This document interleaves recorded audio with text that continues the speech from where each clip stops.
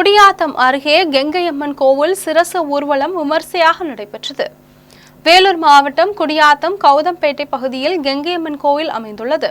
இக்கோவில் திருவிழாவையொட்டி தரணம்பேட்டை பகுதியில் இருந்து அம்மன் சிரசுக்கு சிறப்பு பூஜைகள் செய்யப்பட்டது. பின்னர் அம்மன் சிரசு ஊர்வலமானது மேளதாளங்கள் முழங்க விமர்சையாக நடைபெற்றது.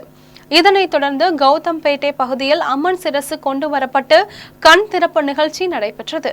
இதில் ஏராளமான பக்தர்கள் கலந்து கொண்டு அம்மனை வழிபட்டனர்.